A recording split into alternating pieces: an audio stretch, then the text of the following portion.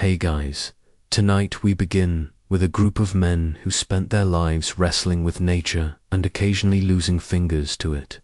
The mountain men, those half-wild trappers and wanderers who lived in the frozen heart of North America long before central heating or good decisions existed.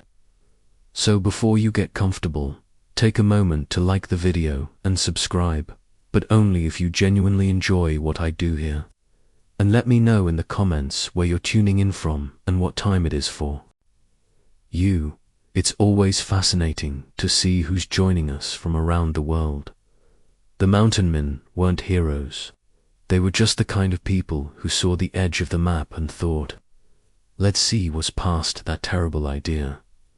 Most were failed farmers, restless veterans, or men who had simply run out of people willing to tolerate them. Civilization was too noisy, too structured, too judgmental.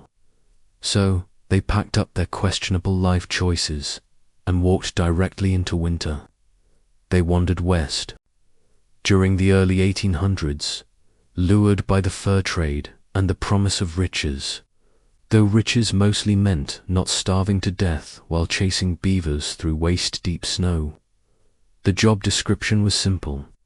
Spend 6 months in the mountains, get frostbite, and maybe bring back something worth selling. The average life expectancy was one bad campfire away from zero. There were no hotels, no thermoses, and no weather reports. Just a man, his rifle, and a sneaking suspicion that he'd made an enormous mistake. When the wind howled through the trees at night, it didn't sound poetic. It sounded like the universe laughing. Their relationship with the cold was personal. You didn't fight it. You bargained with it. You built a fire out of frozen wood, huddled near it like a shivering philosopher, and prayed the wind didn't blow sideways. If it did, congratulations. Your only source of warmth just turned into smoke and disappointment. They ate things that would make a raccoon gag: beaver tail, raw marrow, meat so old it technically qualified as history. Gourmet was anything that didn't crunch when it wasn't supposed to. But the calories kept you alive, and that was all that mattered. And yet, despite the misery, they stayed, because the wilderness had something civilization didn't. Silence, the kind that reminded you how small you were and how stupid you'd been to come here. It was humbling, maybe even spiritual, though mostly it was just cold. Modern people panic when the power goes out for 2 hours. The mountain men would have called that a warm afternoon. They weren't comfortable or safe or clean, but they were alive, and in their frostbitten minds, that counted as winning. They weren't built different. They were just built colder. The first thing every mountain man learned, usually the hard way, was that the cold doesn't hate you. It just doesn't care if you live. You can't intimidate it, bribe it, or reason with it. You can scream at the wind all night if you like, but the wind has better things too. Do city people today talk about beating the weather by wearing heated jackets or moving to Florida? The mountain men knew better. You don't beat weather, you survive its mood swings. They learned that early, standing in snow up to their ribs, holding flint in one hand and regret in the other. Their relationship with the cold was transactional. You respected it, and it sometimes let you wake up. You got cocky, and it reminded you who owned the landscape. The cold wasn't malicious, it was efficient. Didn't waste energy punishing you. It simply waited for you to make a mistake. They watched new arrivals from the east, fresh-faced dreamers who thought a wool coat was enough. By nightfall, those dreamers were shivering philosophers, contemplating their choices and mortality in equal measure. A veteran trapper could always spot a newcomer by how loudly they cursed the snow. The old hands didn't bother. You only curse what listens. Frostbite wasn't an if, it was a when. Fingers, ears, noses. They all had expiration dates. You didn't complain. You just learned to do everything left-handed. They knew that pain was temporary, but stupidity was fatal. The cold didn't forgive poor planning. When your beard froze solid and your coffee turned to slush before you could drink it, that was just morning. The thermometer wasn't invented for them. They already had a better system. If the whiskey froze, build another fire. If you froze, well, you probably wouldn't repeat the mistake. That's what separated them from the rest of us. We think the cold is an inconvenience. They knew it was a law of nature. They didn't fight it. They adapted until even the frost couldn't tell if they were alive or part of the landscape. Because the truth the mountain lived by is still the simplest. The cold doesn't care. It just waits. In the mountains, silence isn't peace. It's a warning. The mountain men learned that quickly. You didn't just hear the cold, you rid it. The way your breath hung in the air told you how close death was feeling that day. The world was one long, unbroken whisper. Snow, wind, and the sound of your stomach regretting breakfast. They called it the white silence, not because it was pretty, but because it was absolute. You could scream into it and the echo would die faster than a campfire in a blizzard. The mountains didn't care about your feelings. They wanted obedience. Those who didn't listen became headlines in someone else's cautionary tale. Every mountain man knew how to interpret snow like scripture. If it squeaked underfoot, the cold was serious. If it crunched, it was survivable. If it didn't make a sound at all, congratulations, you were in danger. They could smell a storm before it hit, taste the air for ice, and feel pressure drops in their bones. Modern people open a weather app, the mountain men with a weather app. They knew how to walk in snow without sinking, how to build a fire that didn't smother itself, and how to find shelter. By reading shadows, you didn't wonder, you observed. A shift in the wind meant a storm was planning something personal. A sudden silence in the woods meant something nearby was considering you for dinner. Even the animals were meteorologists. When the crows flew low, snow was coming. When the wolves went quiet, it was already here. You learned to listen to everything. Trees, birds, your own shivering heartbeat. Modern civilization calls it intuition. The mountain men called it paying attention. They didn't survive because they were tougher. They survived because they noticed. The wilderness was generous to those who respected it and brutal to everyone else. You can't learn that kind of awareness from a podcast. You learn it by spending 3 nights in a snowstorm, eating frozen jerky, and realizing that nature doesn't do refunds. The mountain men didn't conquer the white silence. They just learned to speak its language slowly, quietly, and always with frost on their beards. For a mountain man, heat wasn't comfort. It was currency. Every spark, every ember, every half-alive flame was a paycheck from the universe, saying, "Congratulations, you get to live another hour." Modern people treat warmth like a human right.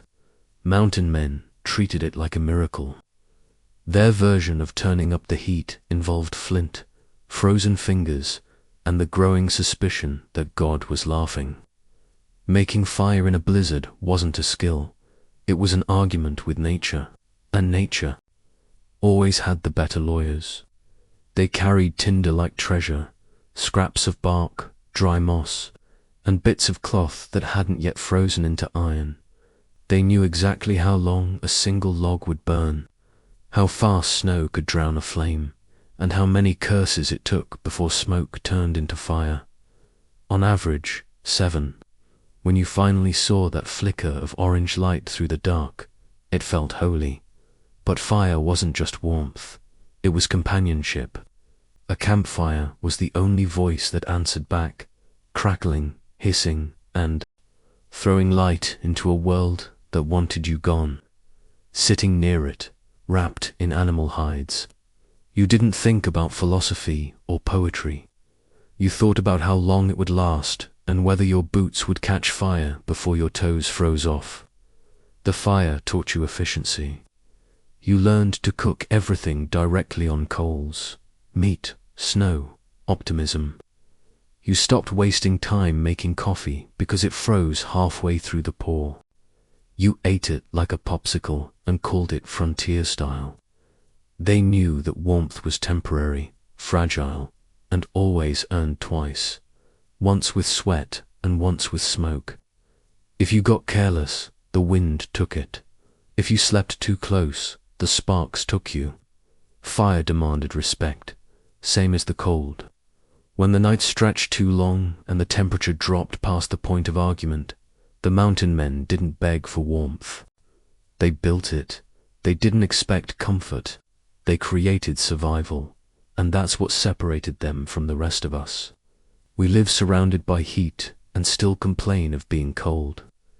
They lived inside winter itself and considered it just another evening. To survive the mountains, you didn't need bravery. You needed insulation, both physical and mental. Mountain men discovered early that the best way to stay alive was to dress like a small bear and think like someone who'd already accepted his funeral. They wore layers, not for fashion, but for negotiation. First came the shirt, usually wool, sometimes regret. Then a vest, a coat, and an outer layer of fur, so thick it could have legally voted as another person. By the end of winter, most of them looked like furniture that had learned to walk. Washing those layers was unheard of. Soap froze, water froze, even the concept of cleanliness froze. The smell was its own ecosystem, a combination of sweat, smoke, animal grease, and bad decisions. You could track a mountain man long before you saw him. Wolves did. Usually, they chose to go in the other direction. Their coats were heavy, their hats ridiculous, and their boots permanently damp. Every garment told a story, mostly about failure.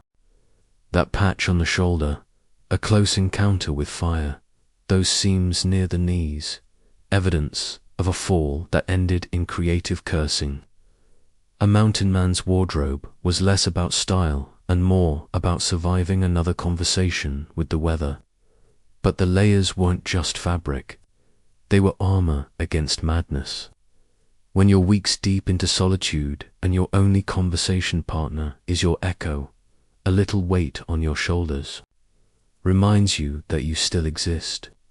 The fur, the smell, the constant discomfort. It kept you tethered to the real world, however miserable it was. Modern people talk about winter fashion.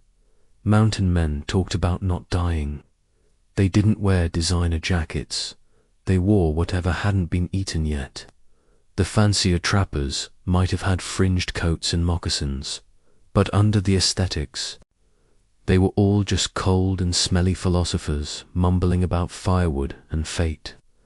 By spring, when the snow finally melted, they'd peel those layers off like tree bark, revealing the pale, malnourished human inside, blinking, dazed, and wondering why he ever left a warm bed for this life.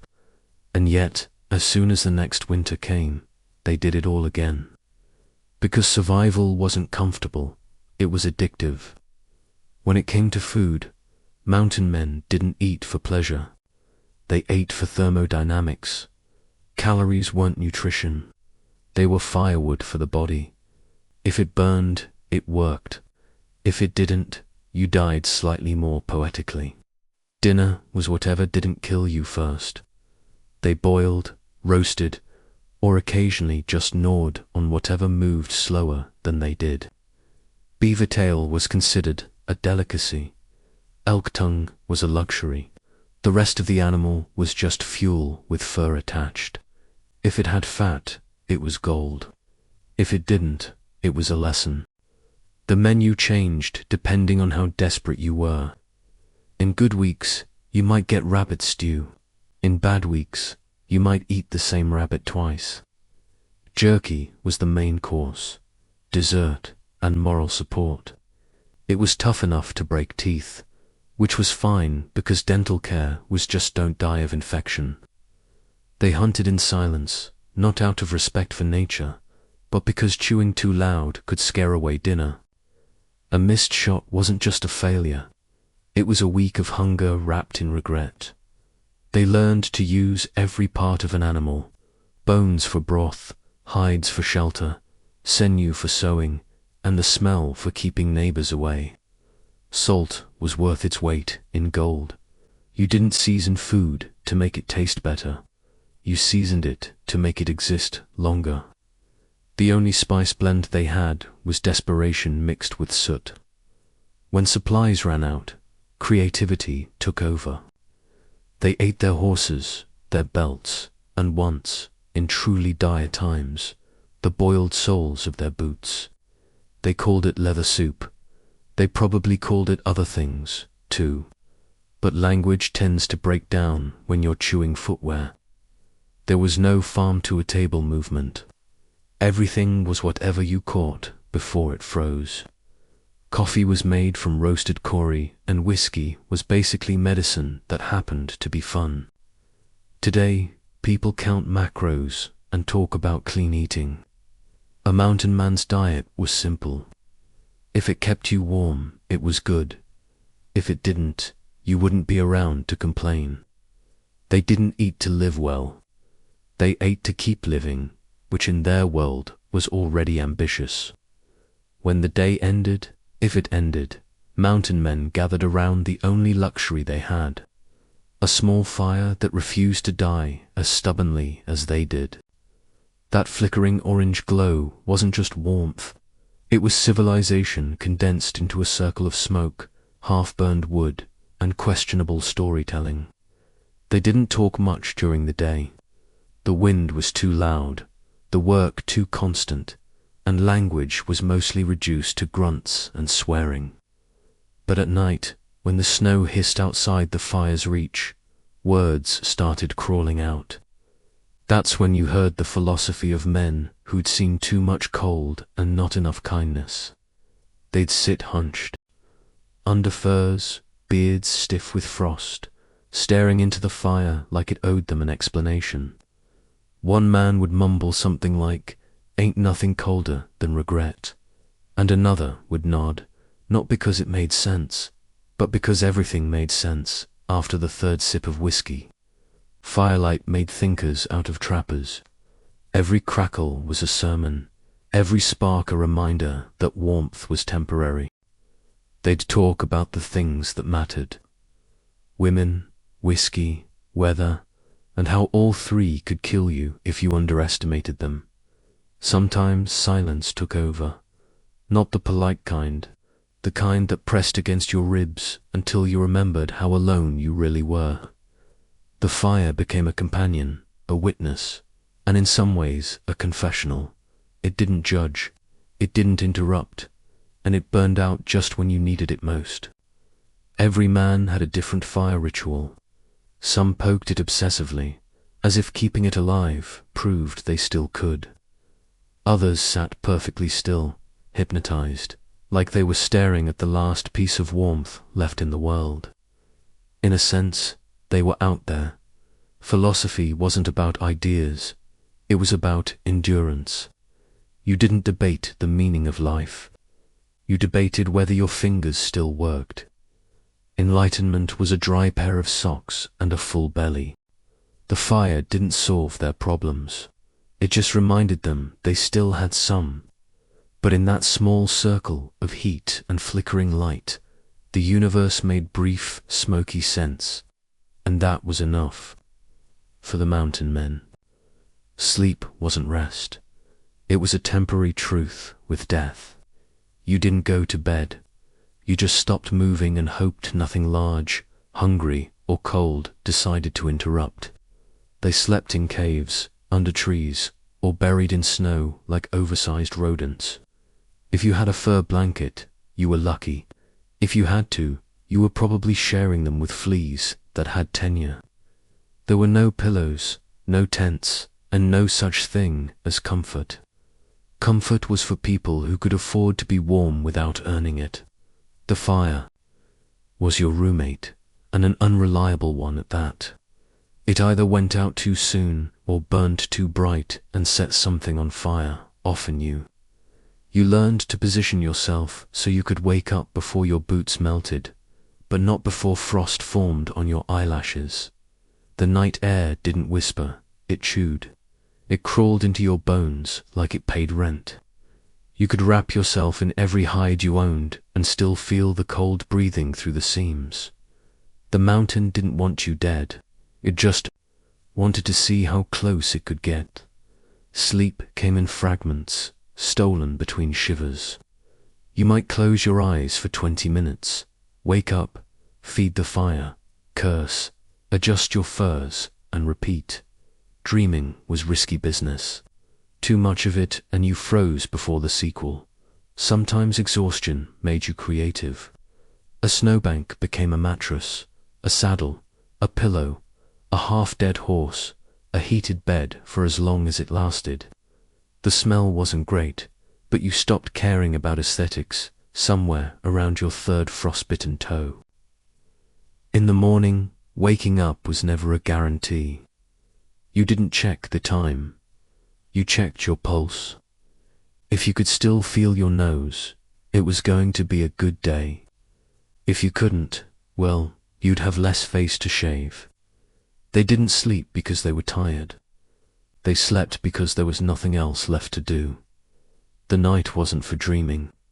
It was for surviving quietly, one heartbeat at a time, until the sun decided to try again. For mountain men, sleep wasn't peace. It was a maintenance cycle. In the mountains, your tools decided whether you lived, died, or just wished you had. There wasn't much room for weak metal or weaker men. Every mountain man carried what amounted to a portable hardware store and a death wish. A rifle, a knife, and enough traps to make a psychologist concerned. Their rifles misfired in the cold. Their knives chipped on frozen bone, and their traps mangled everything except what they were supposed to catch.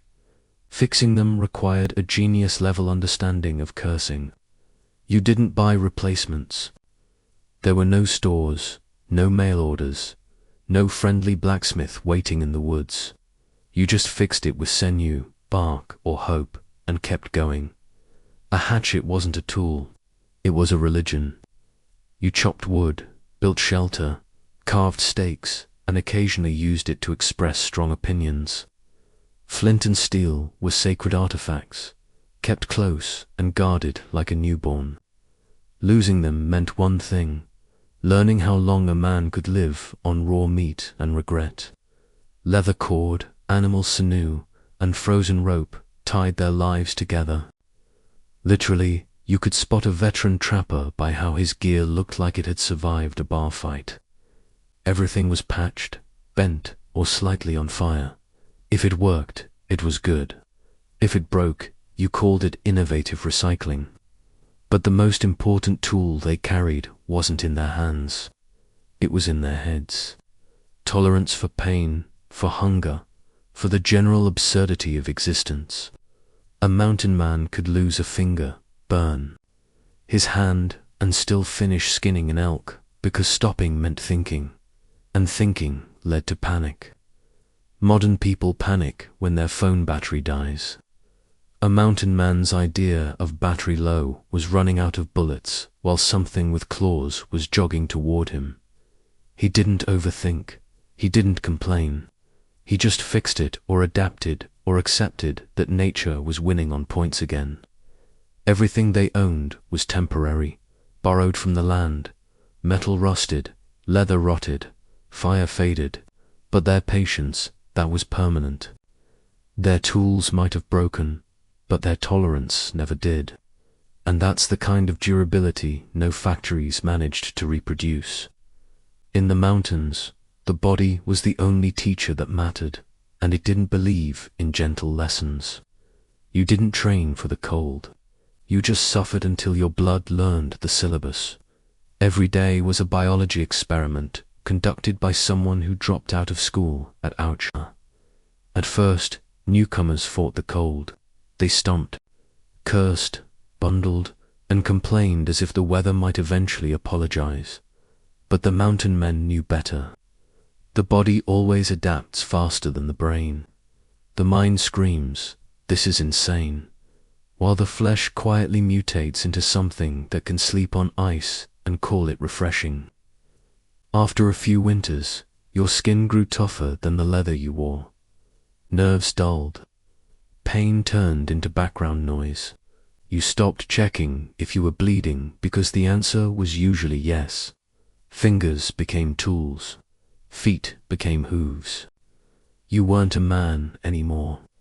You were a semi-domesticated mammal with a drinking problem. They didn't talk about mental resilience because that required feelings, and most of those froze off long ago. You just kept moving. Your body learned efficiency through punishment. How to breathe slow so your lungs didn't bite back. How to walk without wasting energy. How to sleep without actually relaxing. Cold exposure changed everything. Your metabolism, your sanity, your definition of fine.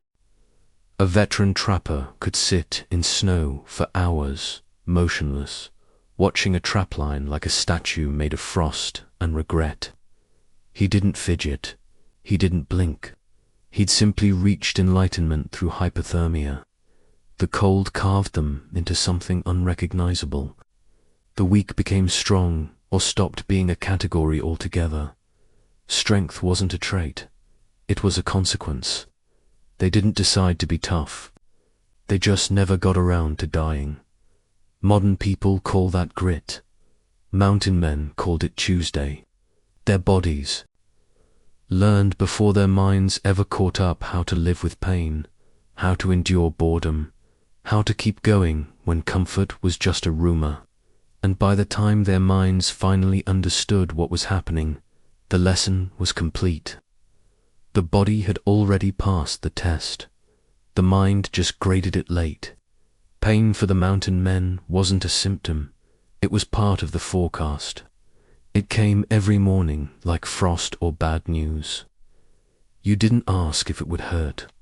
You just asked what kind of hurt you'd get today. Everything in the wilderness had teeth, claws, or sharp edges, including your own boots.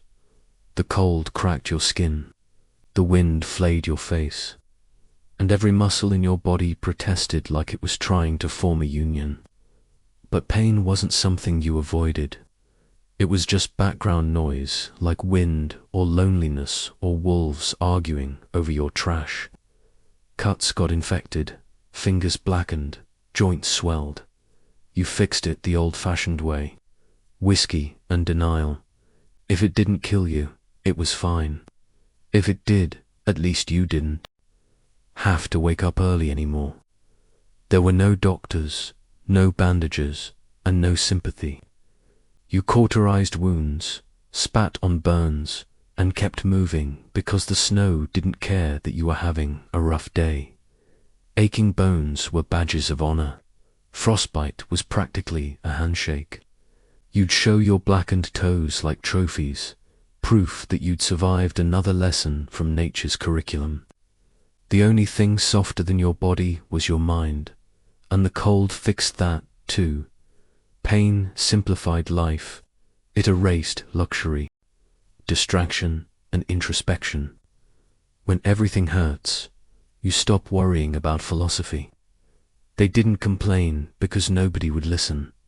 And even if someone did, what was there to say? It's cold. Of course, it was. That was the point. Pain was proof you were still alive. Numbness meant you were losing. Modern people call mild discomfort burnout. A mountain man's burnout involved actual fire. Today we whine about sorebacks from office chairs. They slept on frozen dirt and called it chiropractic adjustment. They lived in a constant tug-of-war between agony and apathy, too cold to feel, too stubborn to stop. Pain wasn't a punishment. It was a reminder. You were still here, still breathing, still annoying the wilderness by refusing to die quietly. In a world that never said sorry, the mountain men learned the oldest truth. Pain isn't the enemy. It's the only honest thing the cold ever gives you. Solitude was the mountain man's roommate. Loud, moody, and always there when you didn't want it. For months at a time, the only heartbeat you'd hear was your own. And even that sounded tired, out there. Conversation was optional, mostly because there was no one left to talk to who hadn't already frozen solid. Your best friends were your horse, your dog, and your rifle, and not necessarily in that order. The horse carried your supplies and judged your decisions. The dog shared your fire and occasionally your dinner. The rifle kept you both from becoming someone else's dinner. It was a healthy, codependent triangle of survival and mild insanity. Men would go entire seasons without human contact, talking to themselves until their own voices started sounding like strangers. You learned to argue with your echo and lose. Loneliness wasn't romantic. It was just another kind of hunger. You started naming things, your traps, your boots, the campfire, because eventually something needed to answer back. Some men cracked under it.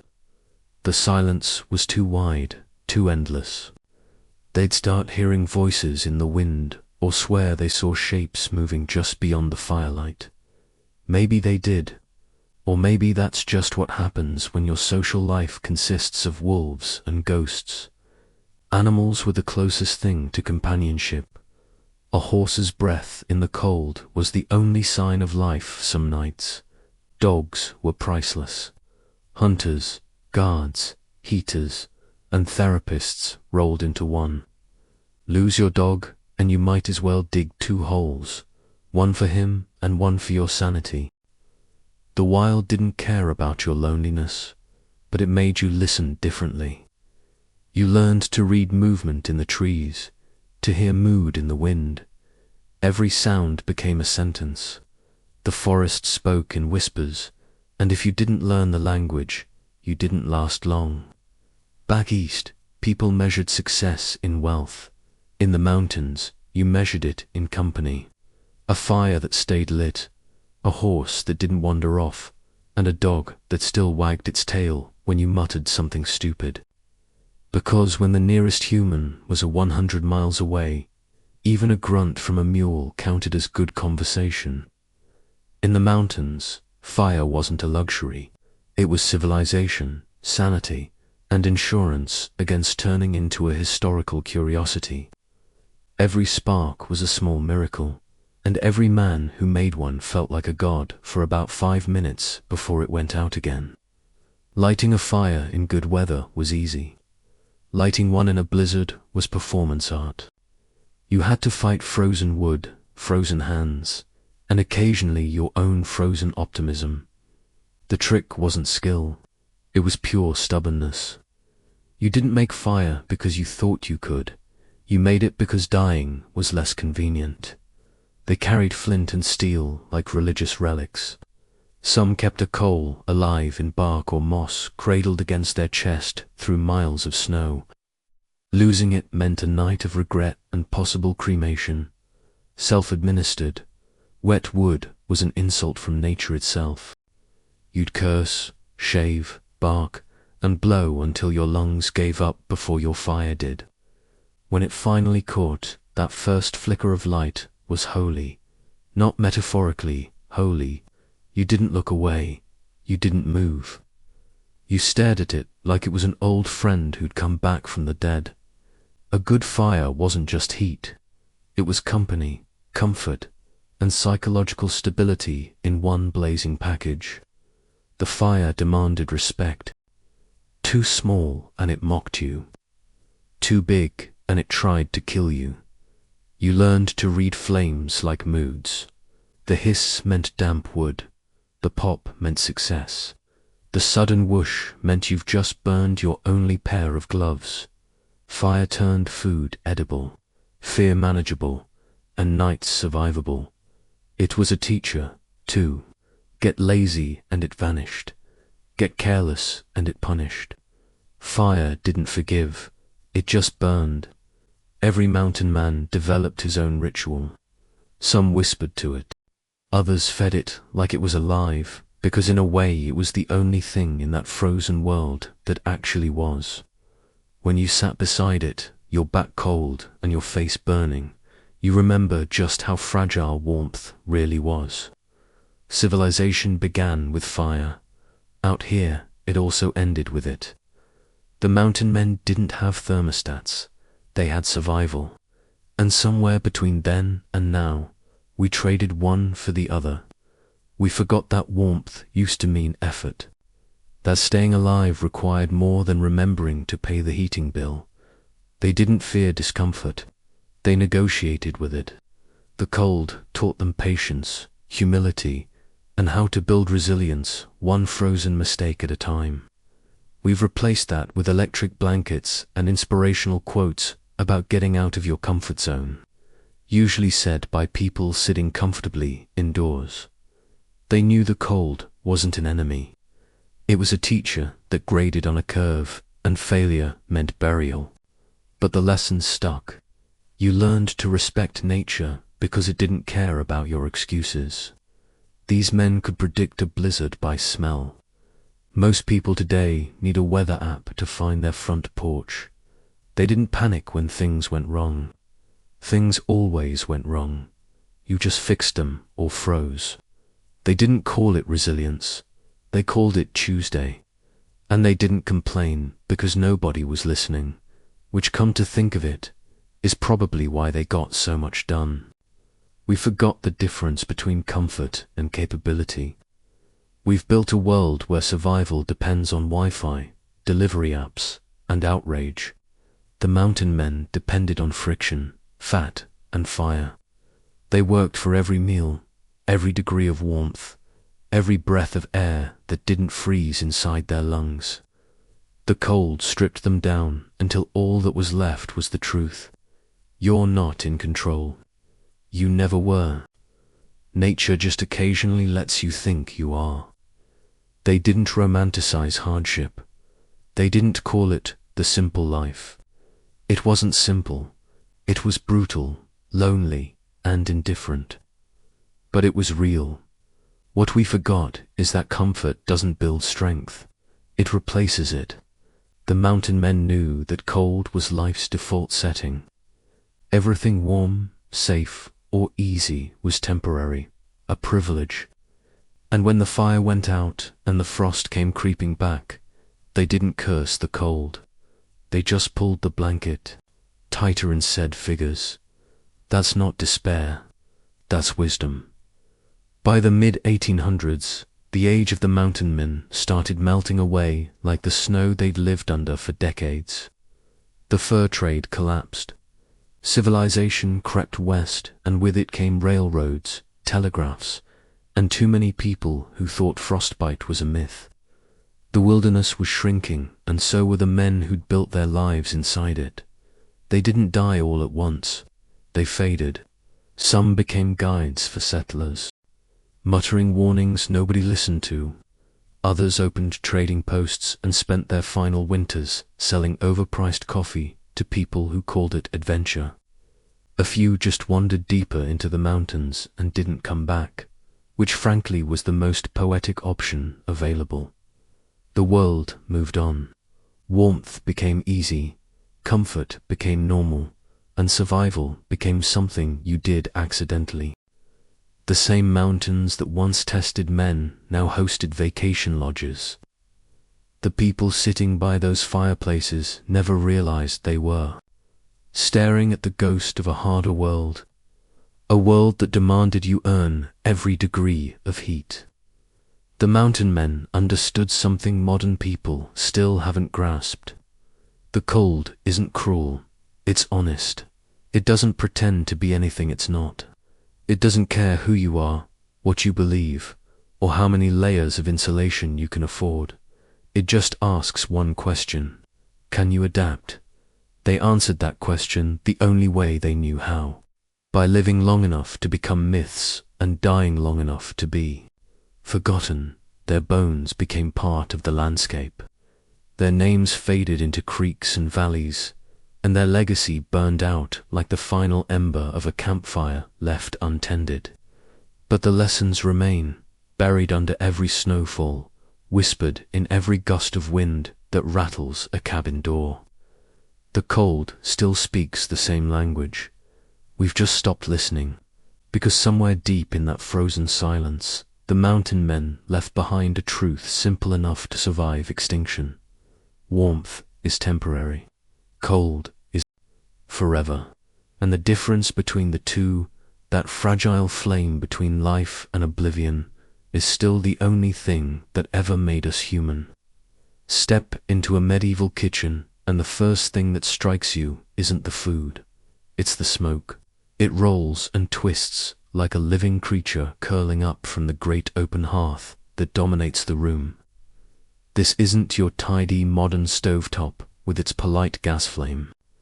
No, this is a fire big enough to roast an entire boar, heat a cauldron the size of a bathtub, and smoke half the family into submission before breakfast. Yet this smoky chaos was the beating heart of every medieval home. From the peasant's hut to the lord's manor, here cooking wasn't just a chore. It was ritual, chemistry, and a touch of witchcraft all at once. The hearth was a place where survival met superstition. Housewives stirred pottage with one hand and crossed themselves with the other, whispering that the pot must turn clockwise or the devil would spoil the meal. A good cook was half magician.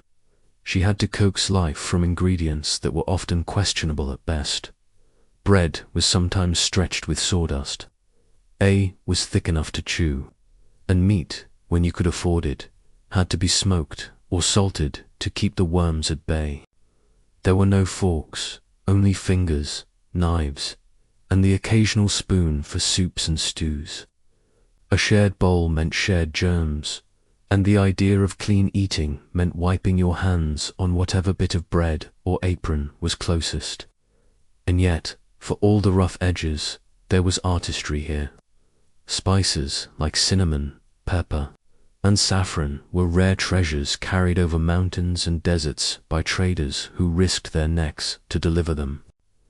To sprinkle imported pepper on your stew was like flexing a Rolex at dinner. The hearth also defined social hierarchy. In grand castles, whole teams of cooks labored over multiple fires, turning spits by hand, boiling saucers and baking pies that could feed an army. In peasant cottages, the fire was smaller, but just as sacred, the single glowing flame that kept the family warm and alive through the winter. Every ember mattered. In the medieval kitchen, fire wasn't just a tool, it was life itself. It cooked your dinner, lit your night, and tested your lungs' commitment to survival. Every meal in medieval Europe began with a simple truth. What you ate said everything about who you were. The poor man's bowl and the noble's platter told two entirely different stories, and both were seasoned with class, climate, and chance. For peasants' ingredients came from the soil, sometimes grudgingly.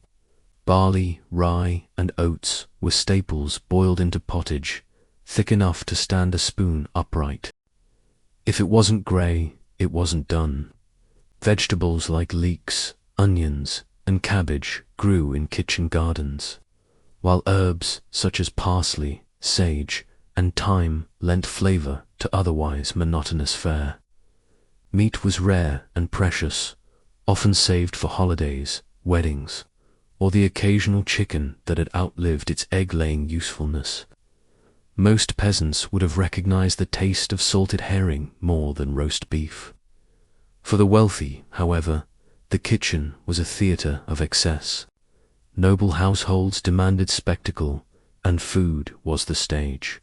Swans were roasted whole and redressed in their feathers for dramatic effect.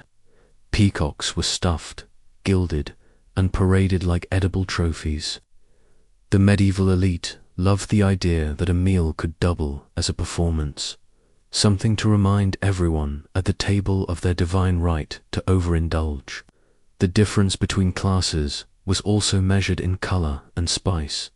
Nobles craved saffron for its golden glow, imported pepper for its bite, and sugar for its luxury sweetness, all brought at great cost along the trade routes from Venice, Cairo, and the East. A pinch of spice could mark you as worldly. A dish without it might mark you as poor. Even the humblest cook knew that taste wasn't just about pleasure, it was about power. But there was a practical side, too. Food wasn't just eaten, it was preserved like treasure. Salted, smoked, and pickled stores could mean the difference between surviving winter or starving in it. Honey, the medieval sweetener of choice, doubled as medicine and preservative, proof that nature's pantry could heal as well as feed. In the medieval kitchen, ingredients weren't merely tools of sustenance. They were social currency, tokens of faith, and symbols of fortune. A whole worldview boiled down into whatever fit in your pot. If the medieval kitchen had a secret weapon, it was spice. Not the kind you sprinkle on your fries, but treasures worth their weight in gold. Cinnamon from Ceylon, black pepper from India, and cloves so rare that owning a pouch could make you the envy of a court. These weren't simply seasonings. They were symbols of power, wealth, and sophistication, all carried across continents by traders who risked pirates, plagues, and deserts to deliver flavor. To modern palates, medieval food might seem oddly sweet. That's because sugar was considered a spice, too, a dazzling white luxury from the East. Nobles didn't just sweeten desserts. They added sugar to meats, fish, and sauces.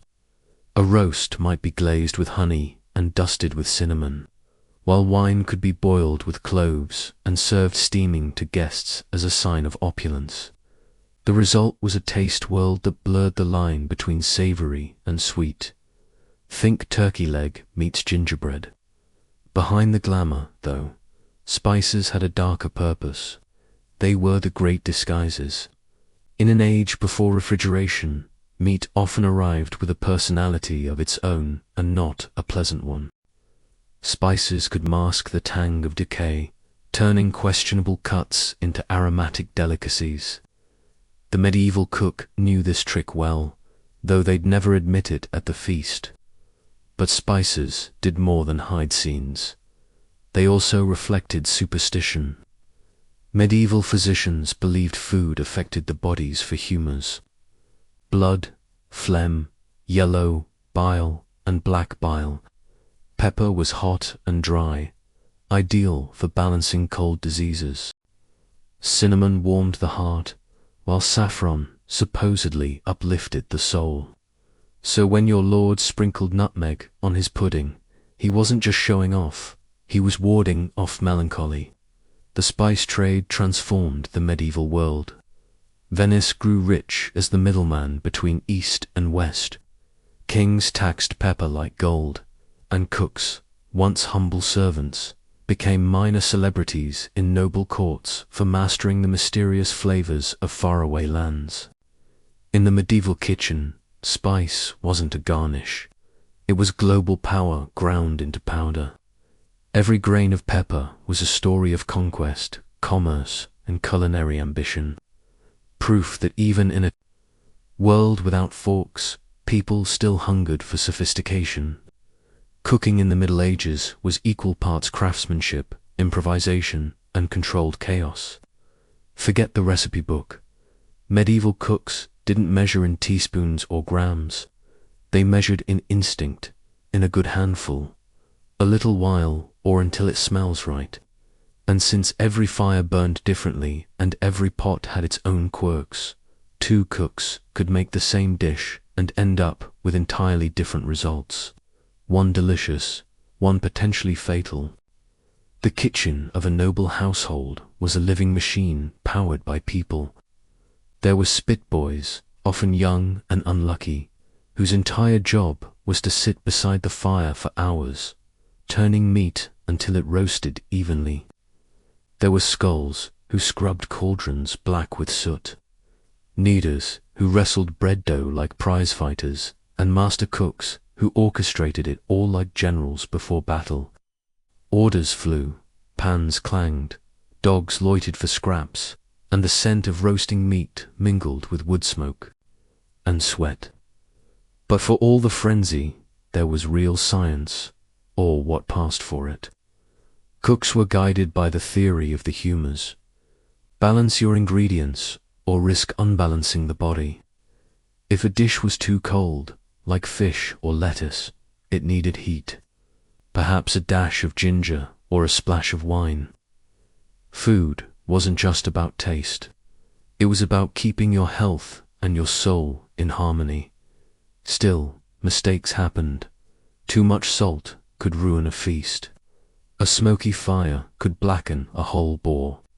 An undercooked poultry might send an entire noble family running for the privy.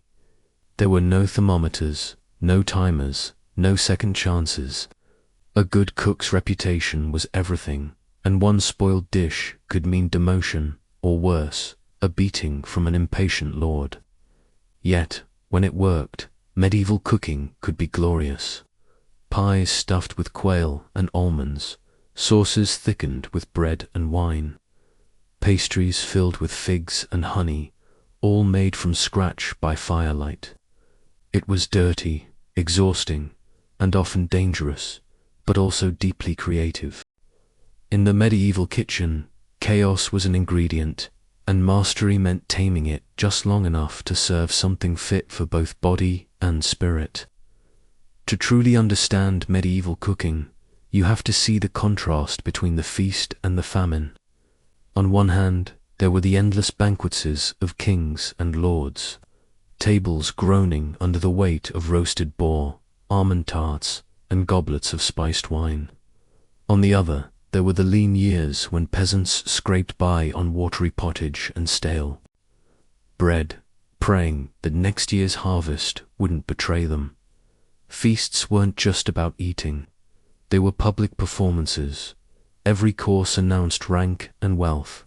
Nobles didn't simply dine. They displayed power through abundance. A roasted peacock wasn't served because it tasted good. It didn't. It was served because it looked magnificent, feathers reattached and gilded like a trophy in edible form. And while the guests applauded the spectacle, the servants likely dined on leftovers behind the kitchen doors if they were lucky. At the high tables there was etiquette, of course, though still no forks. Nobles used knives in trenches, thick slabs of stale bread that served as edible plates. The wealthy dined too, to a dish, while servants or lower-ranking guests sat further down the hall, often eating the same food, but colder and in smaller portions. The line between nobility and servitude was measured in proximity to the salt cellar, literally. To sit above the salt meant you mattered. Below it, you were decorative at best. For the peasants, dining was less ceremony and more survival. Meals were communal, often eaten from a shared pot in the center of the table. The portions were simple but sustaining. Barley pottage with bits of turnip or leeks. Maybe a scrap of bacon if fortune smiled. Yet even among the poor, the act of eating together was sacred. Food bound the family, the village, the season. Superstition followed every meal. Breaking bread wrong could bring bad luck. Wasting salt was a sign. Eating without saying grace was an open invitation for misfortune or indigestion. The medieval kitchen, whether feeding kings or shepherds, was never just about food. It was about ritual, reputation, and resilience. A performance where every dish told a story of faith, fear, and survival. If medieval cooking had a soul, it lived in its sauces. These weren't mere condiments. They were culinary spells. each designed to transform the plain into the divine. A roast goose without sauce was a wasted opportunity. A fish without it, an act of neglect.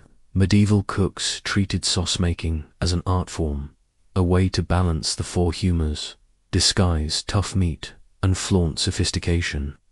One of the most beloved was galantine, a thick, spiced sauce of breadcrumbs, broth, and vinegar, often colored with blood or saffron. For richer tables, almond milk became a base, crushed almonds mixed with water to create a creamy liquid used in everything from stews to desserts. Almond milk wasn't a modern vegan fad. It was medieval ingenuity, perfect for days when the church banned dairy. Faith and flavor had to coexist somehow. After all, honey sweetened nearly everything. Before sugar became common, honey was the medieval world's gold, drizzled on pastries, mixed into wine, and even smeared on meat. The result was a cuisine where sweetness crept into every corner. To the medieval tongue, a sauce wasn't complete unless it played with contrast. Sweet and sour, hot and cool, dry and moist. The eternal balancing act of humors in edible form. Desserts, when they appeared, were theatrical. Jellies shaped like castles, pastries filled with dates and figs, and tarts decorated with nuts and spices, dazzled guests who had already eaten more than humanly necessary. Subtleties, as they were called, were edible sculptures, sugar-crafted dragons, marzipan knights, and pies that released live birds when cut open. It wasn't just food, it was bragging rights. Even the humblest cook aspired to master flavor alchemy. Vinegar and verjuice, the sour juice of unripe grapes, gave brightness. 2 fatty dishes, herbs from the garden, from mint to hyssop, added layers of aroma that mingled with wood smoke. Every ladle and mortar was a philosopher Unk.'s stone in miniature, striving to turn the ordinary into something almost sacred. In the medieval kitchen, sauces and sweets blurred the boundary between necessity and luxury. They embodied the cook's greatest ambition, not just to feed, but to enchant. In the medieval world, eating wasn't simply about appetite. It was a moral act governed by the church. Every bite had a place in the great spiritual calendar. What you ate and when you ate it could determine whether you were pious or gluttonous, blessed or damned. The medieval year was divided not just by seasons, but by fasts and feasts. Lent alone, 40 days of fasting before Easter, forbade the consumption of meat, dairy, and eggs. Advent had similar restrictions. Fridays were fish days, a rule still echoed faintly today. The logic was spiritual but also practical. By limiting meat, the church preserved livestock and stretched scarce resources.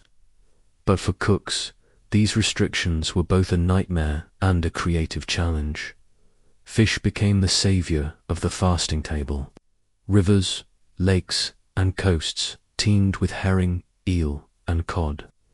Though by the time it reached the inner continent, the fish might have traveled for weeks, salted into near immortality.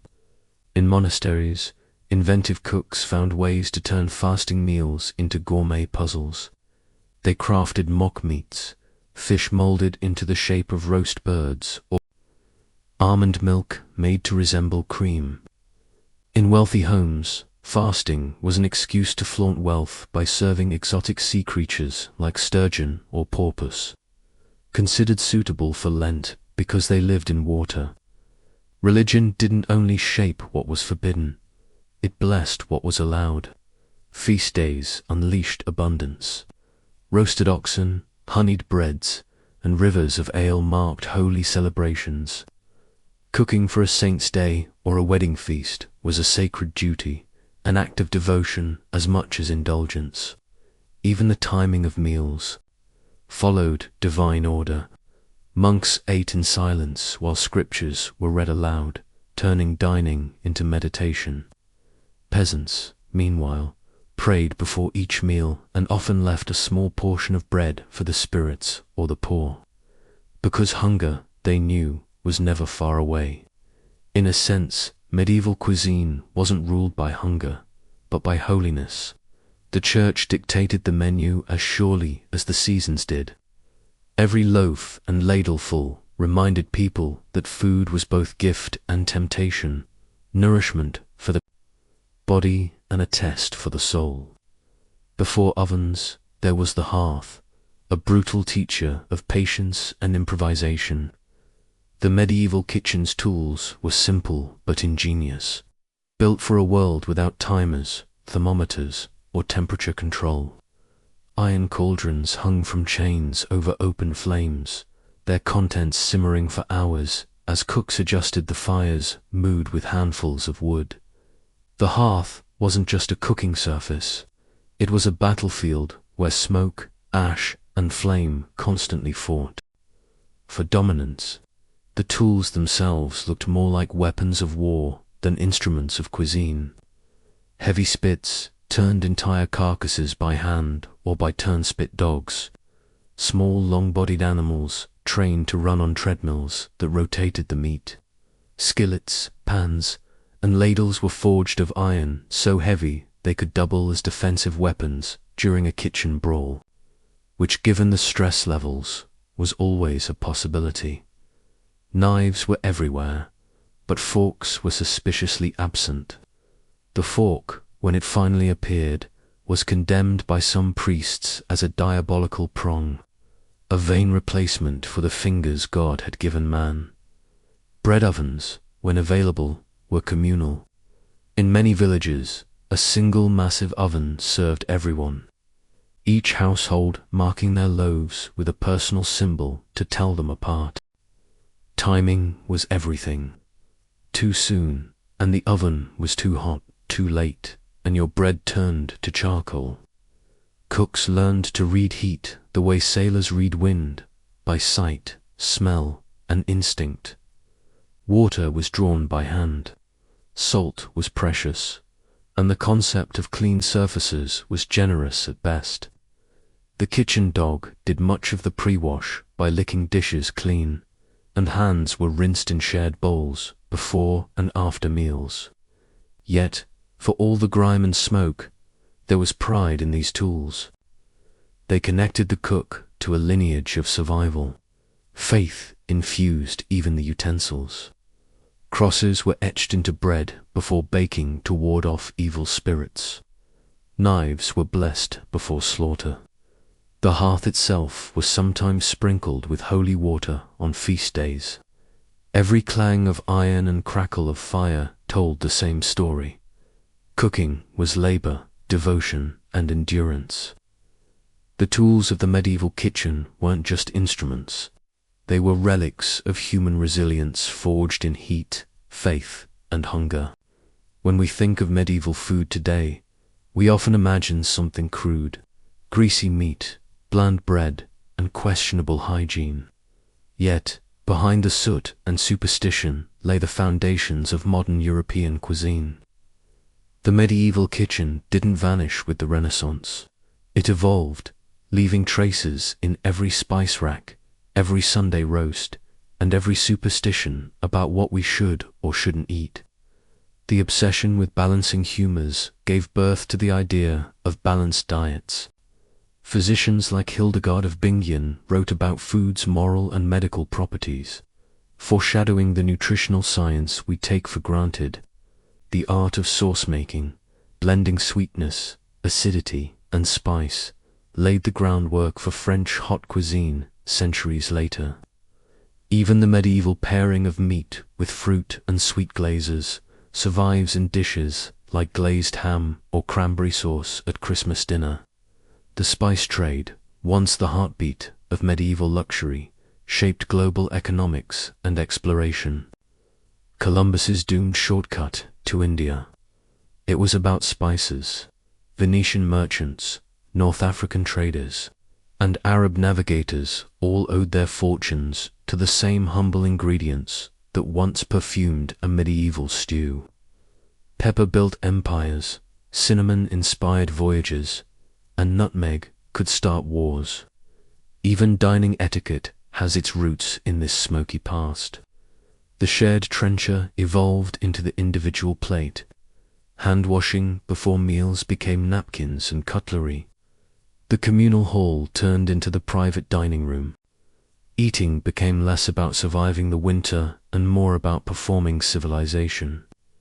Yet the spirit of the medieval meal, communal, symbolic, and celebratory, still lingers in the quiet corners of the modern kitchen. You can still hear echoes of that old fire, the stew simmering on the stove, the bread rising in the oven, the clove you crush into your cider. All whisper stories from the Middle Ages. Food was identity then, as it is now, a reflection of class, faith, and imagination. The medieval kitchen reminds us that cuisine is more than sustenance. It's a mirror of its time. In a world ruled by faith and fire, cooks didn't just feed bodies, they fed culture itself. Their legacy endures in every meal that still strives to balance comfort, flavor, and meaning. In the heart of 17th century France, nestled between the Lire River and fields of wheat, lay the quiet town of Luda, a place that should have been utterly forgettable. Its streets were narrow and cobbled, its churches modest, and its people pious in the way small towns are when the world around them feels uncertain. France was under Cardinal Richelieu's iron rule, and his policies had tightened the noose on local autonomy. Loudun, once semi-independent and Protestant-friendly, was now forced to bow under the growing power of the Catholic crown. The citizens grumbled in private, prayed in public, and eyed each other with a mixture of devotion and suspicion. It was an age when faith and fear walked hand in hand. Demons weren't metaphorical. They were believed to lurk behind every illness, every temptation, every sleepless night. Priests preached of hellfire, women whispered of witches, and doctors carried more crosses than cures. Loudun's air was thick with incense, gossip, and paranoia, the perfect ingredients for disaster. At the center of this fragile calm stood the imposing convent of the Ursuline nuns. Behind its walls lived young women, from noble families sent there to find holiness, or at least to avoid scandal. Their lives were rigidly ordered. Prayers before dawn, silence after sunset, and no contact with men except for confession. The convent was meant to be a sanctuary. Instead, it would become the stage for one of Europe's most chilling cases of mass hysteria. The people of Loudun were used to rumors. A missing chicken could turn into a witchcraft tale by nightfall. But even they weren't prepared for what would soon unfold. The screams from within the convent, the reports of nuns writhing on the floor, cursing in voices not their own, and the whispers that a local priest had consorted with the devil himself.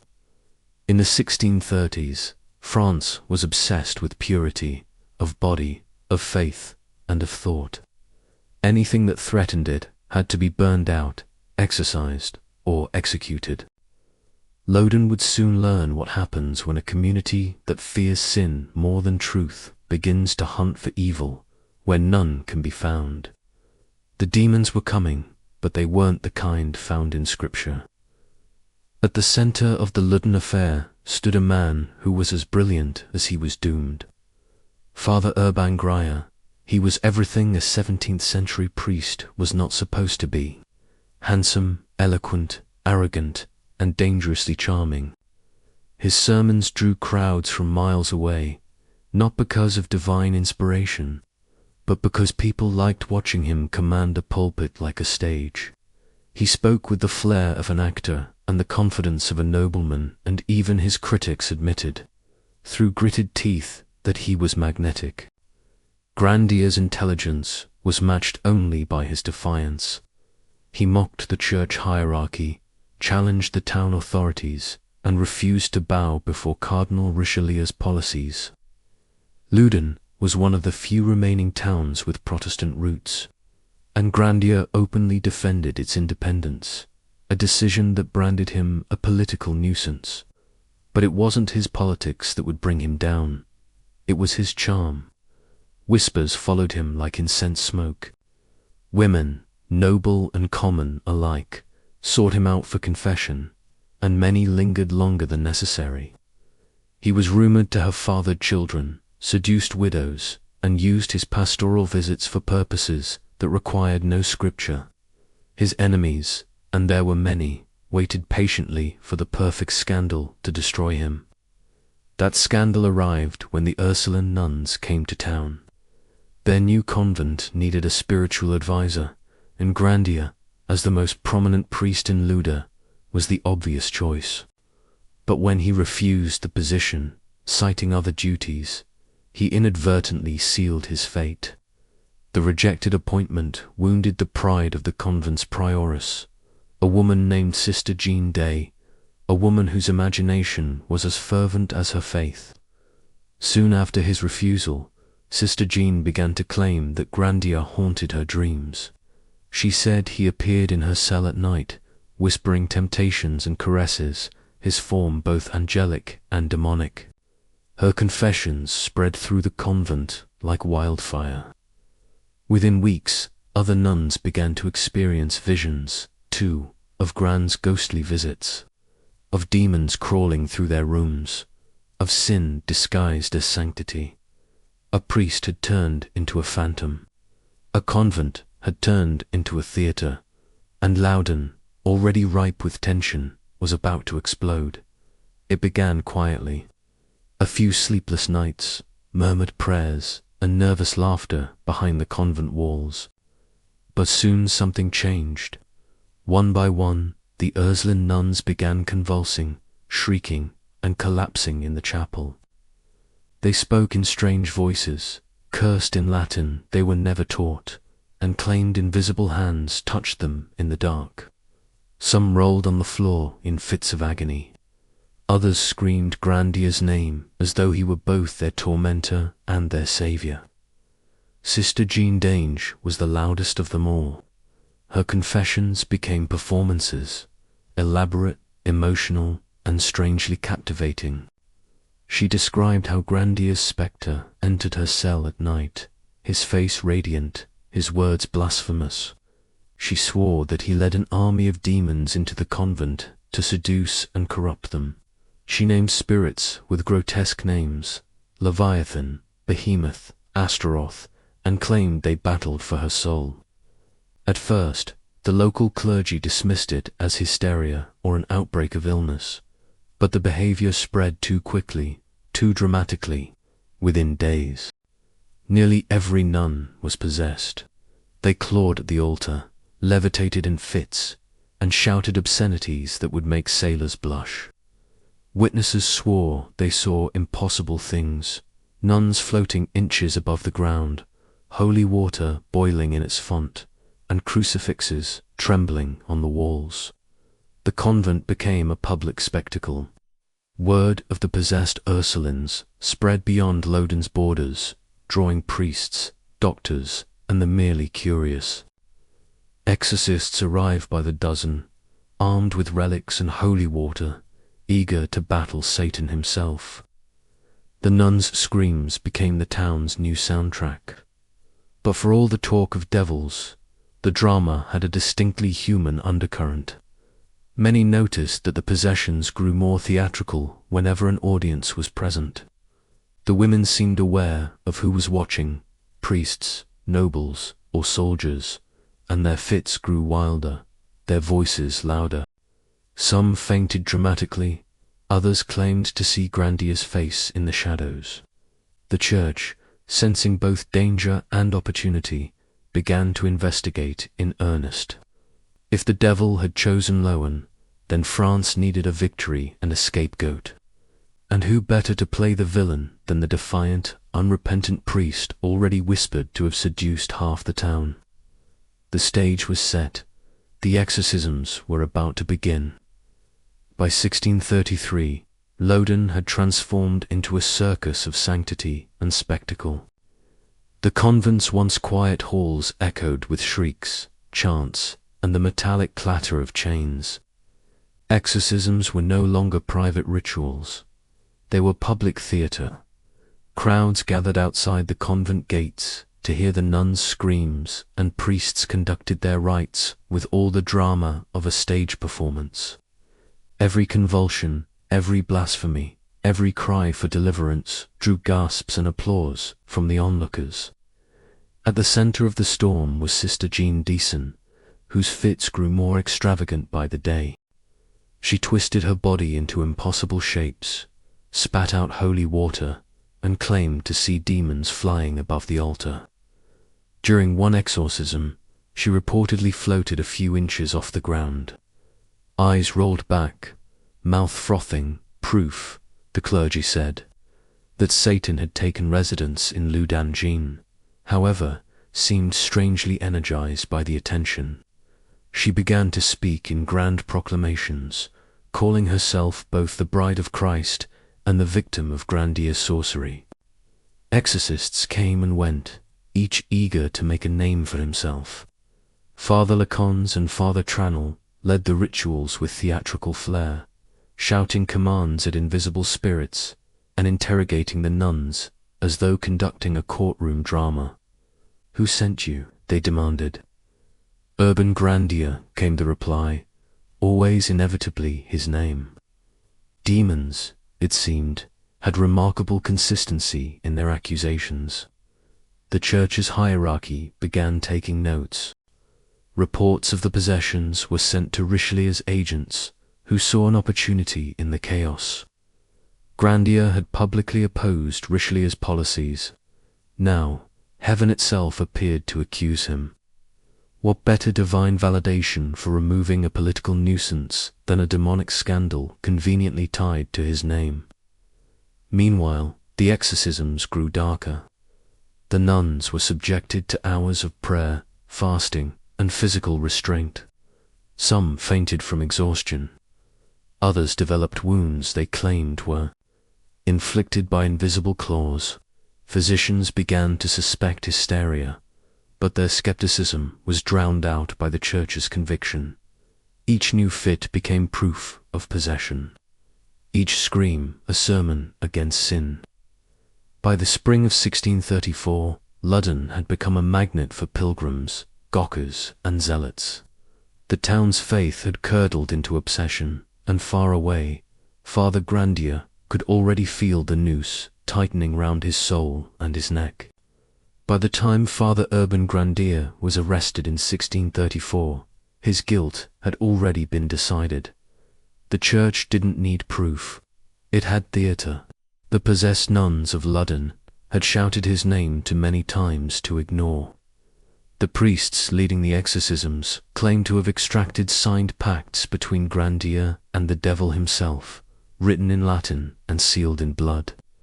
The documents were laughably crude, filled with signatures of demons like Lucifer, Leviathan, and even Beelzebub, as if hell had a formal registry. But in 17th century France, logic was not invited to the courtroom. Grandier was dragged in chains through the streets, jeered at by the same townsfolk who once admired his wit and sermons. He maintained his composure, insisting he was innocent, a victim of slander, jealousy, and politics disguised as piety. But Richelieu's agents had already smelled opportunity. The trial became more than a question of faith. It was a chance to crush a local critic of the crown.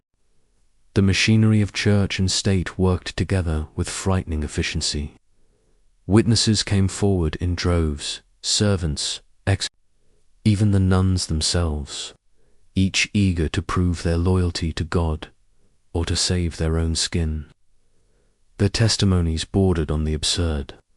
They claimed Grandier had flown through the convent's windows, that he had sent demons in the form of black cats, and that his breath alone could corrupt virgin souls. The courtroom, packed with spectators, lapped it up. It was equal parts sermon, spectacle, and witch trial. When the judges presented the so-called demonic contract, Grandier laughed. A fatal mistake. His mockery was painted as arrogance, his confidence as the devil's pride. He was tortured for days to extract a confession, his legs crushed between wooden boards as priests demanded repentance. Yet even in agony, he refused to admit to witchcraft. "I am guilty only," he said, "of having offended powerful men, but reason had no place in Lun anymore."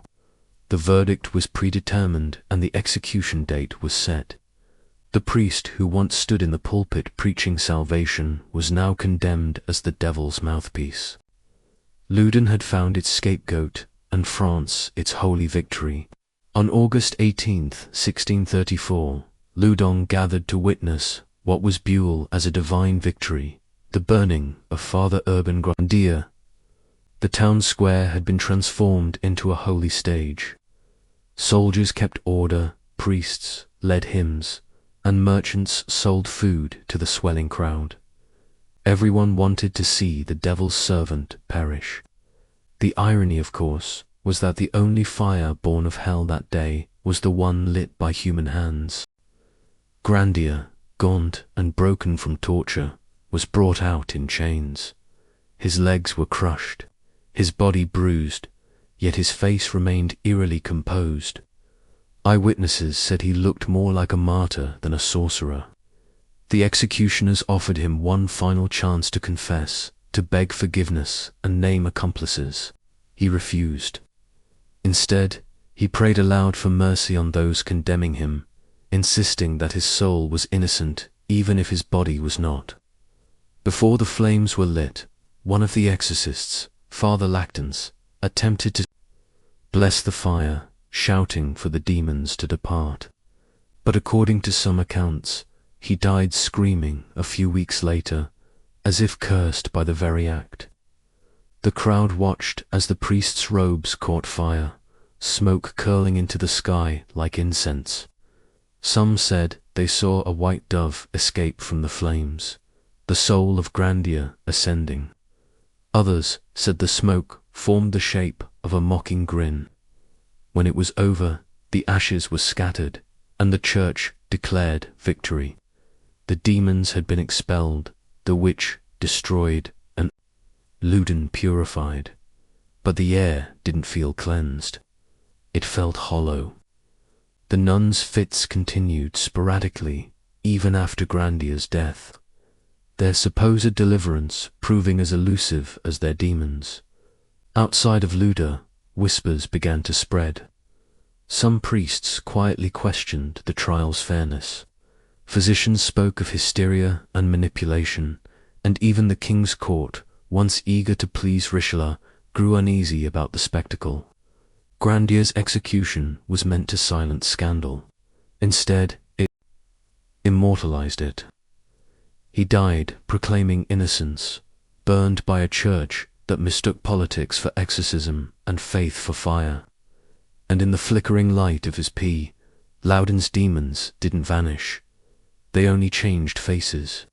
When the flames died down, Loudun expected peace to return. Instead, a strange silence settled over the town.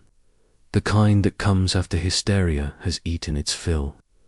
The nuns, supposedly liberated from their demons, continued to twitch, convulse, and shriek during prayers. The exorcisms didn't stop. They merely lost their urgency. Without Grandier to blame, the chaos felt hollow, almost rehearsed. The church had destroyed its scapegoat, but the sickness of belief still lingered. Sister Jeanne d'Ez, the prioress, who had first accused Grandier, became something of a celebrity. She traveled across France recounting her ordeal as both victim and saint. Crowds gathered to hear her describe how Satan had possessed her body and how the Virgin had freed her soul. She even claimed to bear invisible stigmata as proof of her divine suffering. The church rewarded her piety with public admiration, the very fame she seemed to crave all along. Yet in her private writings, Jeanne admitted to haunting dreams of Grandier, not as a demon, but as a man whose face she could not forget. Guilt, perhaps, or something darker. For Loudun itself, the scandal was a curse that never faded. Trade dwindled, pilgrims stopped coming, and the town's name became synonymous with madness. The ashes of the priest had poisoned the soil of faith. Even years later, travelers avoided Loudun, whispering that it was still haunted. Not by devils, but by the collective sin of its people. In Paris, scholars and skeptics began to whisper a different theory. Physicians like Gabriel Ney suggested the nuns' behavior was not demonic at all, but psychological, a frenzy born of repression, isolation, and suggestion. The idea was radical, even blasphemous, but it hinted at something modern, mass hysteria centuries before psychology gave it a name. Cardinal Richelieu, satisfied with his political victory, moved on. Loudun had served its purpose. One heretic silenced, one lesson delivered. But France would never quite forget the episode. The possessions of Loan became a stain on the church's robe. Proof that faith, when mixed with fear, can devour itself. In the smouldering aftermath, the question remained, who had truly been possessed, the nuns or everyone who believed them? In the years that followed, Sister Jeanne Desange transformed from scandalous accuser to near saint, a living relic of the Loudun miracle. Her fame spread far beyond the convent walls. Nobles, bishops, and even the king himself summoned her to court, eager to witness the woman who had wrestled with demons and lived to tell the tale. She relished the attention. Her limp, the result of demonic torment, became part of her holy persona, and she described her suffering with the confidence of an actress who knew her audience adored every word. At each appearance, Jeanne recounted her visions, in detail. Satan's seductive whispers, the grotesque faces of the spirits that clawed at her, and her eventual triumph through faith. But her stories were fluid, embellished, evolving with every retelling. The demons became more monstrous, the miracles more vivid. When skeptics questioned her, she accused them of harboring hidden devils. It was a clever tactic. Doubt itself became proof of sin. Her newfound celebrity gave the church a convenient narrative. Jeanne was the emblem of divine victory. The church triumphant over Satan, the fragile female saved by holy authority. She was paraded as proof that exorcism worked, that evil had been conquered. Yet behind her pious facade, Jeanne was haunted. In her private confessions, she admitted to nightmares of Father Grandier, appearing not as the demon she had once described, but as a wounded man, burning, silent, and accusing. She would wake trembling, torn between triumph and guilt. Some contemporaries saw through the spectacle. Writers and scholars whispered that Jeanne's fame was nothing more than a mask for political theatre. They saw in her miracles the reflection of an entire nation's madness, a France where repression and religion danced on the same tightrope, but few dared to say it aloud. In her later years, Jeanne claimed to have been granted another miracle, a healing of her paralysis after a pilgrimage to the tomb of Saint Francis d'Ol. Whether it was divine intervention or psychosomatic relief, she took it as a sign that her holiness was confirmed.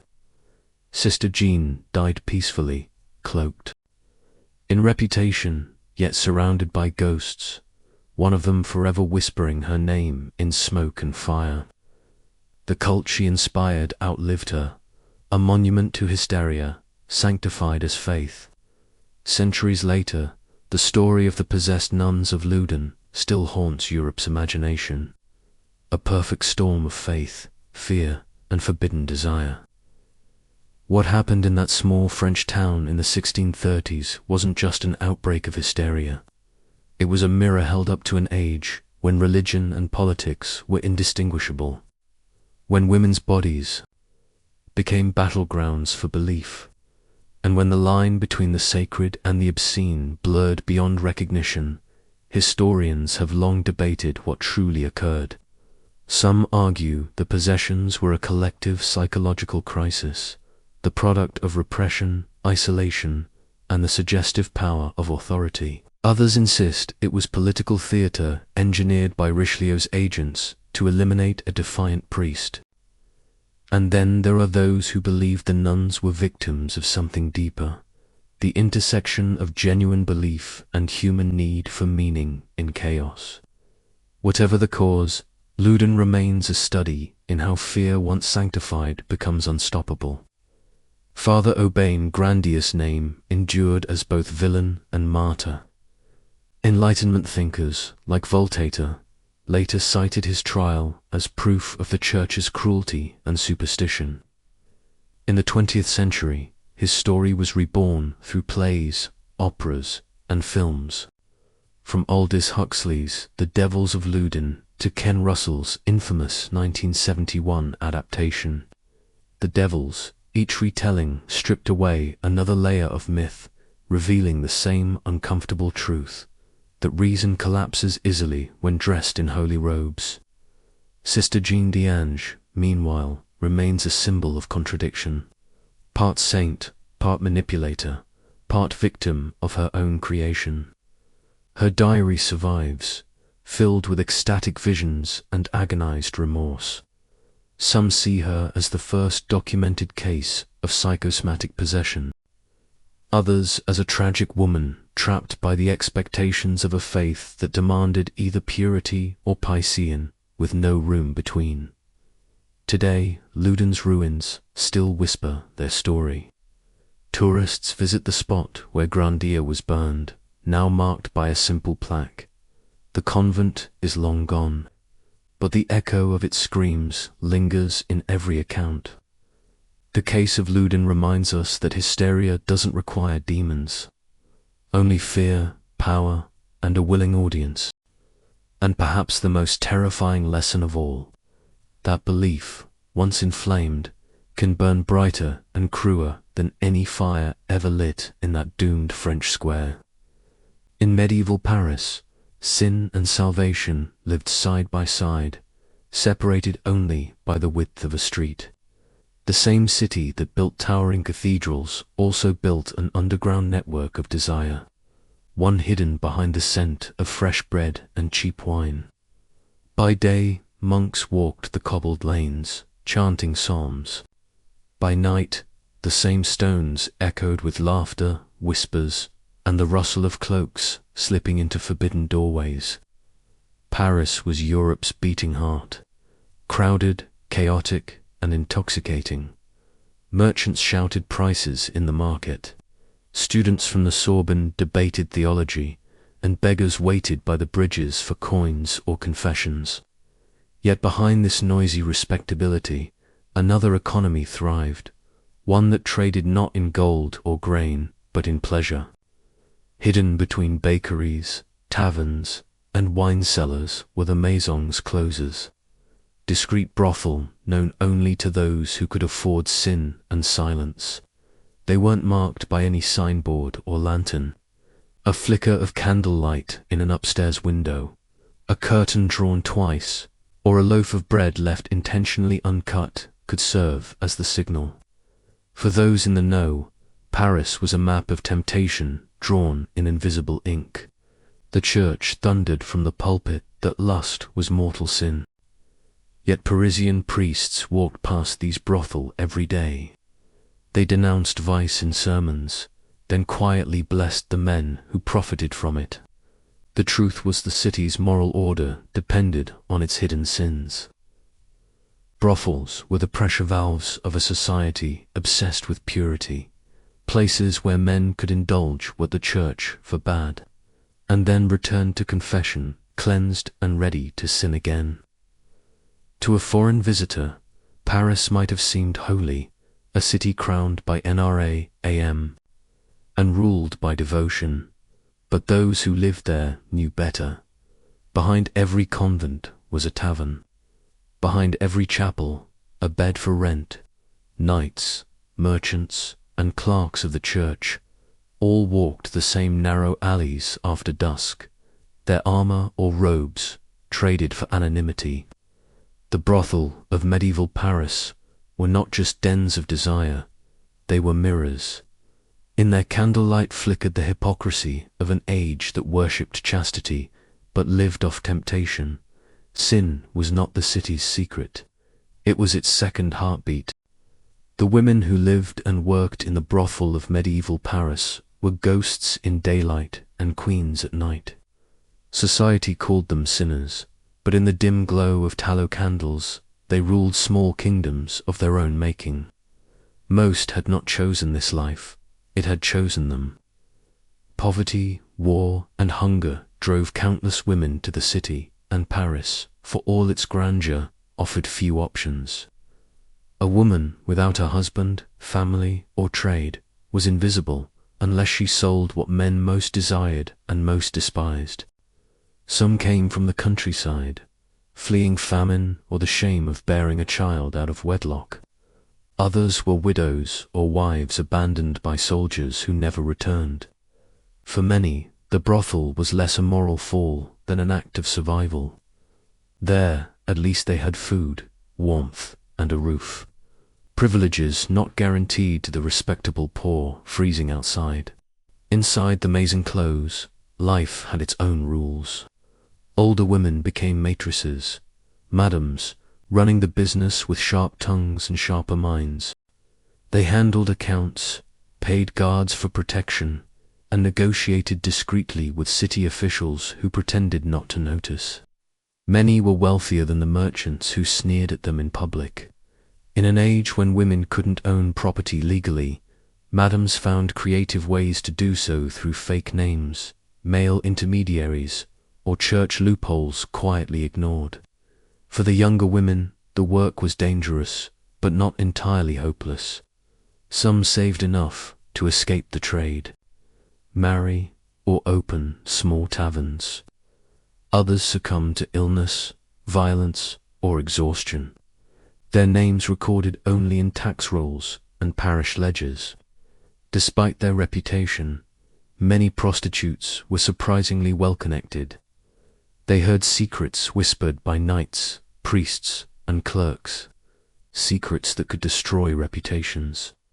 Some used this knowledge as protection, others as quiet revenge.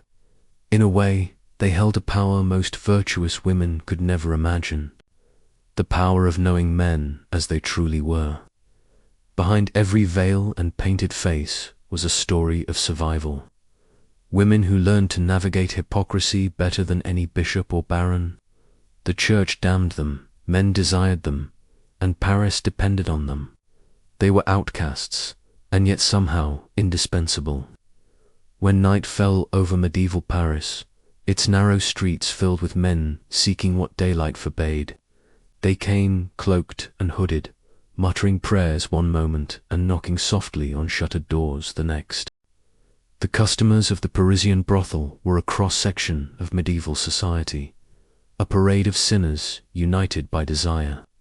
Knights fresh from battle, merchants heavy with coin, university students drunk on wine, and even the occasional monk all slipped into the city's underworld with the same guilty heartbeat.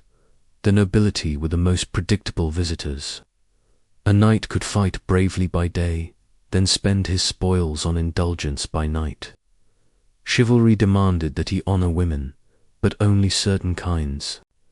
Courtesans were safe sin, neither wives nor virgins, existing to absorb the lust that polite society denied.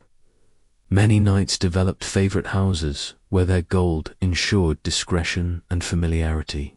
Some even treated the women as confidants, whispering gossip about noble feuds or military campaigns between kisses. Merchants, too, were frequent patrons. Prosperous men from the markets of Lille or the docks of the Seine often sought relaxation after counting coins all day. Brothel near the river did brisk business, where wine flowed freely and conversation mixed easily with commerce. Deals were sealed over embraces, debts forgiven over laughter. For the merchant class, Pleasure was another kind of transaction, one they could afford. But the most controversial visitors were the clergy. Priests and friars sworn to chastity were often among the most loyal clients. Some came in disguise, others openly, claiming spiritual guidance for the women. The hypocrisy was no secret. Even chroniclers joked that half the city's holy men kept private ministries in tavern backrooms. Yet the church turned a blind eye, preferring sin behind closed doors to scandal in the streets. The brothel was a strange equalizer. A nobleman and a beggar might share the same wine jug or the same woman, both shedding their identities for a few hours of anonymity. When morning came, they'd vanish into the city's mist, each pretending the night had never happened. In medieval Paris, sin was democratic. Every man, regardless of title or robe, walked those alleys eventually, and every one of them paid the same price: silver for pleasure and silence for survival. Officially, the church of medieval Paris thundered from the pulpit that lust was the gateway to hell. Unofficially, it managed the traffic. The same institution that condemned brothel also taxed them, inspected them, and quietly ensured their survival. To the moral eye, prostitution was sin. To the practical one, it was civic necessity. And few organizations in history have been as skilled at balancing holiness with hypocrisy as the medieval church. The logic was delightfully twisted. Church authorities claimed brothel were a lesser evil, a way to prevent greater sins like adultery, rape, and sodomy. A controlled outlet, they argued, kept men from corrupting respectable women. Thus, the trade of sin became, in the church's eyes, a form of moral plumbing, diverting lust away from the sacred and toward the expendable. Brothel were not blessed, but they were tolerated, managed, and crucially taxed.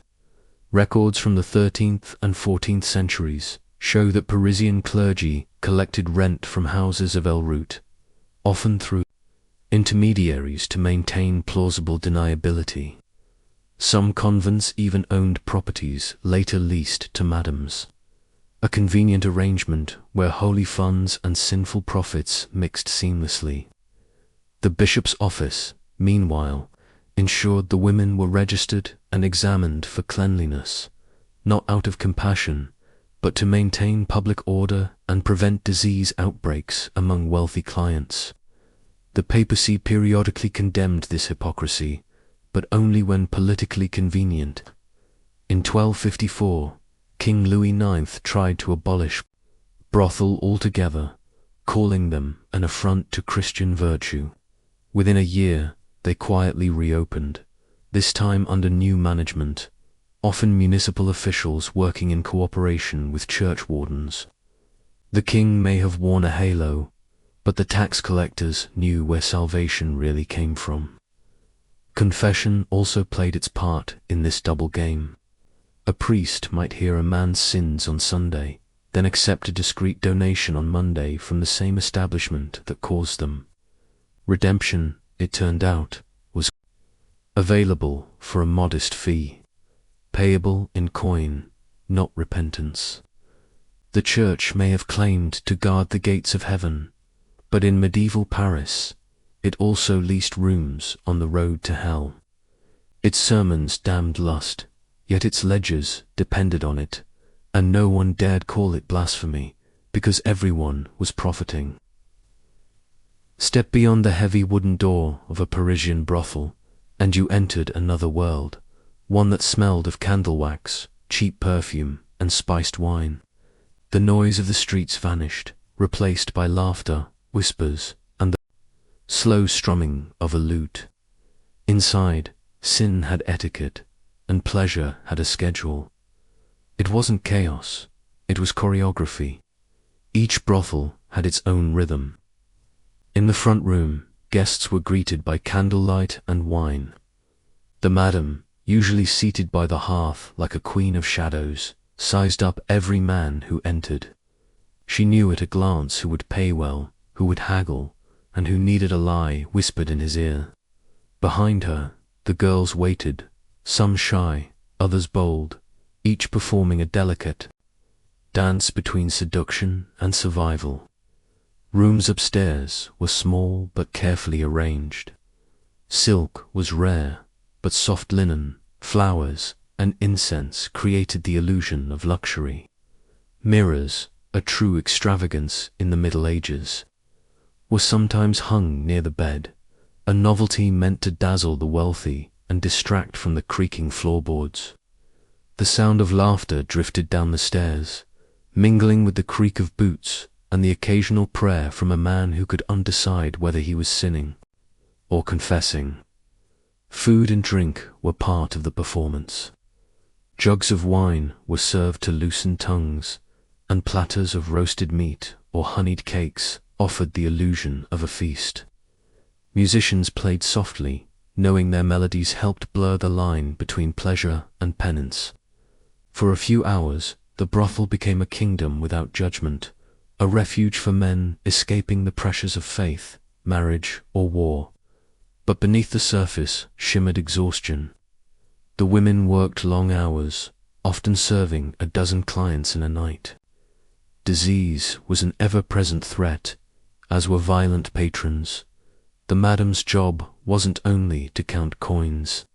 It was to keep the peace, to protect her workers, and to bribe guards when trouble brewed. Despite the hardship, these places had an odd sort of community.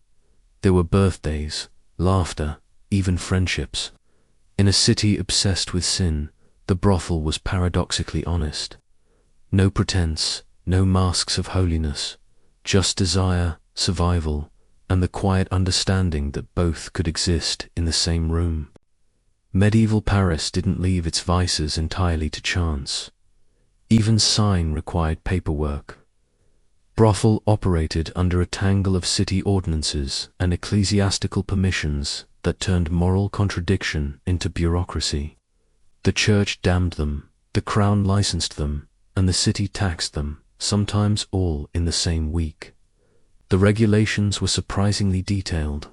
Prostitutes were forbidden to live near churches, to wear certain colors, or to appear in public during religious festivals. Scarlet or striped garments marked them as women of the trade, a badge of shame that also functioned as advertisement. They couldn't enter markets until late morning when respectable wives had finished shopping. Even their funerals were controlled. No burial in consecrated ground unless a priest vouched for repentance. And yet, despite this web of restrictions, the city kept meticulous records of their earnings. Tax collectors, conveniently blind to morality, made regular visits to inspect the premises. Brothel paid fees for operation, for security, even for window candles, the little flames that signaled business was open. In return, the women received a measure of protection. Guards patrolled their districts, and violent clients could be punished by law, not because of justice, but because disorder threatened revenue. Still, hypocrisy reigned supreme. During Lent or major feasts, authorities performed moral purges, closing houses of pleasure with theatrical zeal. Yet, everyone knew the closures were temporary. The same officials who padlocked doors in March quietly reopened them in April after collecting reinstatement fees. The church might have thundered about sin, but the city's coffers depended on its continuation. Punishment, when it came, was selective. A poor prostitute might be flogged or paraded through the streets for public shame, while a wealthy client faced little more than a fine or a discreet confession. If a priest or monk was caught, the church handled it internally, which usually meant exile to another parish and a strongly worded sermon. What emerged from all this was a grim paradox. Prostitution was illegal, immoral, and indispensable. Paris needed its brothel as much as it needed its bakeries. The law might have claimed to govern sin, but in truth it only managed it. ensuring that vice flowed smoothly, quietly, and profitably through the veins of the holy city. To understand the brothel of medieval Paris, one must first understand their geography, a map of sin tucked neatly into the city's anatomy. Pleasure had its own districts, its own economy, and even its own boundaries approved by those who pretended it didn't exist. Paris was not built in innocence. It was built in layers, holy on the surface, carnal underneath. The main artery of this hidden world ran through the left bank near the university quarter of the Spon students. Restless and poor filled the taverns of Rue de l'Arape and Rue Saint-Jacques, where bakeries and wine-houses offered more than bread or Bordeaux. Their upper floors were discreetly rented to women of good humor, a euphemism that fooled no one. There, theology students debated morality by day and tested it by night. Closer to the Seine, the district of the Seat pulsed with another kind of trade. Boatmen, sailors, and merchants found cheap companionship near the bridges. The pontoon and Pan Saint-Michel were unofficial gateways to lust. Candle-lit rooms overlooked the water, and the smell of the river mingled with incense and sweat. Some of the oldest brothels stood on barges moored to the banks, floating dens of pleasure that drifted just outside the reach of the city's moral patrols. But the most infamous quarter was the Rue d'Iria, near the old marketplace of Elzel. Here the lines between tavern and brothel blurred completely. Loud laughter, dice games, and drunken songs filled the night. The church called it the Devil's Orchard. The city called it profitable. Each neighborhood had its own clientele. The left bank drew students and clerics. The river, merchants and travelers.